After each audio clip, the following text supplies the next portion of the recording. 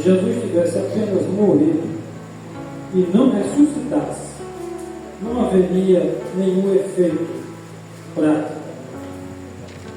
E a Bíblia declara que no céu, na terra e debaixo da terra, nenhuma outra pessoa era qualificada para morrer na cruz por nós, a não ser Jesus Cristo.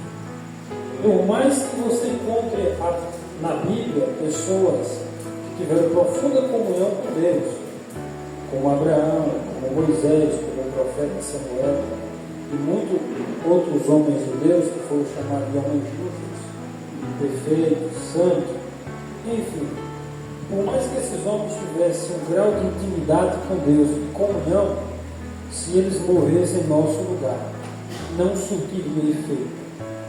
Porque, como eu disse, não era só morrer, é morrer e ressuscitar.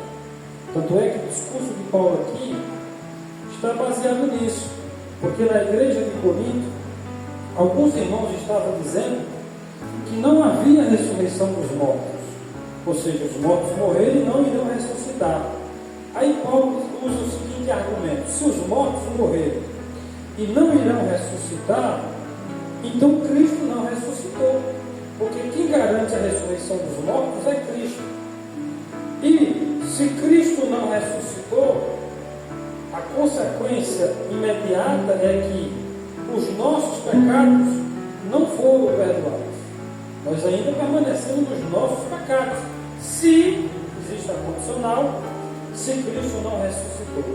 Mas Paulo, ele confirma no versículo de número 20, dizendo: mas agora Cristo ressuscitou dos mortos e foi feito a primícia dos que dormem. O que é que Paulo quer dizer com primícia dos que dormem? Paulo quer dizer que Jesus é o primeiro a ressuscitar para nunca mais morrer. Por isso que ele é chamado de primícia dos que dormem, porque todos que ressuscitaram antes de Jesus, eles voltaram a morrer novamente. Lázaro, a filha de Jairo, o filho da viúva de Naim, Eutico, Docas, o filho da viúva de Sarepta, enfim, todos que ressuscitaram, eles voltaram a morrer novamente. Mas Jesus é o primeiro, é o único que morreu, ressuscitou, está vivo e nunca mais morreu. E é através da morte e ressurreição de Jesus que ele garante a salvação. A primeira efeito prático, o primeiro benefício que Jesus conseguiu na cruz para nós será no futuro a aniquilação da morte. É pela morte e ressurreição de Cristo que um dia nós iremos viver eternamente. Deus não fez o homem para morrer. Quando Deus criou Adão, Deus lhe orientou: e se o homem desobedecesse a Deus, a sentença era: no dia que comeres, certamente morrerás. O homem desobedeceu a Deus, o pecado entra no mundo, e segundo o apóstolo Paulo, Romanos 5,12, por um homem entrou o pecado no mundo, e pelo pecado a morte. Então, o pecado, ele trouxe a morte à humanidade, a morte eterna, que é a pessoa que já morreu sem Cristo, ela está condenada eternamente.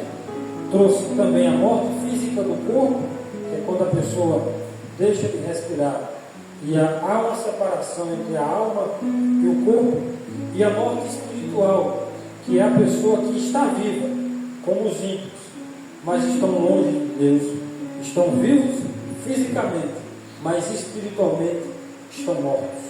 Então, o pecado trouxe todo esse tipo de morte para a humanidade.